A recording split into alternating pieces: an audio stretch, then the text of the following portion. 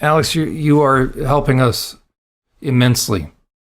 First of all, there's not enough time in the day for us all to try to research all facets of this. What parents need to understand is there are people actively vying for their children, number one. So you have a convergence in the trans deception and trans movement. You have a convergence of a lot of special interests, but it's either sexually deviant and or monetary driven, and oftentimes monetary is throughout the whole thing. You have many kids. And when you look at the rise of the gender referrals, female referrals, and I don't get into all the terms, I just go back to basics, right? Because they're changing the terms all the time. So where it used to be, once upon a time, clinically, if there was a gender confused kid, it would be a boy. Everything has shifted. That is not by accident. Girls are now raised in an environment, in a culture that is sex saturated. Look at even what happens in the Super Bowls. But you have these girls that are just normal. So I'm going to take this kind of from the beginning. You have a normal kid that is raised in an environment where they now get messages and scripts, as it were, as far as what is a girl supposed to be like. So we've either got Barbies and I'm not ragging on Barbies, but, right? So we're introduced to these perfect creatures in magazines and checkout stands. So we have Vogue and we have, this is the standard that a girl is supposed to measure up to. So she gets discouraged at the very least. This is long before handheld electronic devices. So, and then you have a lot of kids being perped on. So all a girl knows is, well, I don't want that. I can't compete with that. And now handheld, electronics comes along, the internet, and now all girls know is all these boys are looking at porn. And now what direction is porn taken?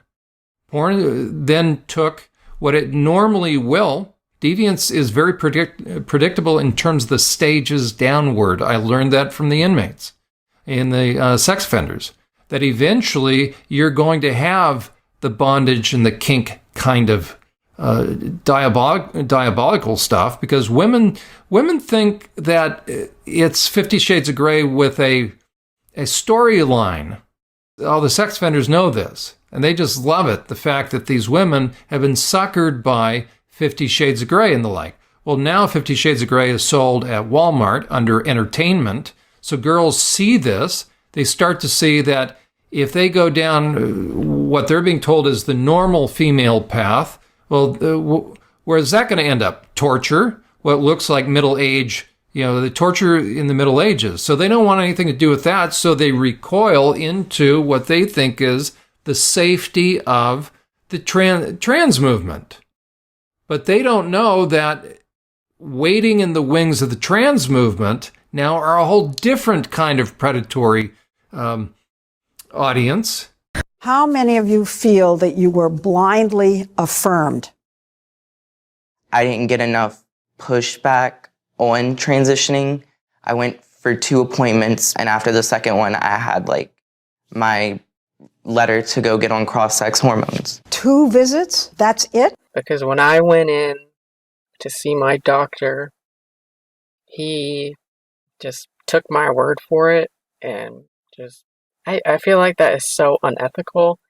I think instead of just receiving a letter or just taking a patient's word for it, I think they should do a little bit more evaluating than that. But yeah, because teens and kids are so fluctuating, and they're very extremely aware of what other people around them are doing, what's their opinions, and they're sponges. They just absorb everything, and they want to take on so many different identities as they're going. So having someone being like, stop, let's think about this for the next 10 years or something, slow down.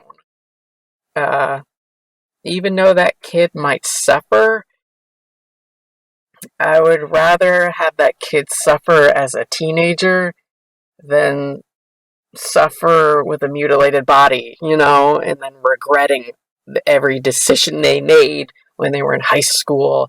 That I was so obsessed. This should have been some sort of red flag to someone somewhere. There were all these red flags, and I honestly wish that somebody had pointed them out to me, and then I might not have transitioned in the first place. And the therapist that I found only required one therapy session in order for her to be comfortable writing this letter for me. Diagnosed when you were younger, like by an actual clinician, or how did you come to accept that you were transgender in your mind? Well, as a child, I never got diagnosed by any clinic, and not until I went out on my own at age 18, 19, when I did it on my own. The clinic that I had gone to around 18, 19, well, 18 is when I started to go. The therapist that I got, she actually told me that she could get me all the paperwork that I needed to transition that after my first session with her. I wanted to find ways of dealing with my gender issues that aren't medically transitioning, and those ways weren't presented to me. The only solution that was presented was chopping your breasts off, injecting yourself with hormones, and becoming a man.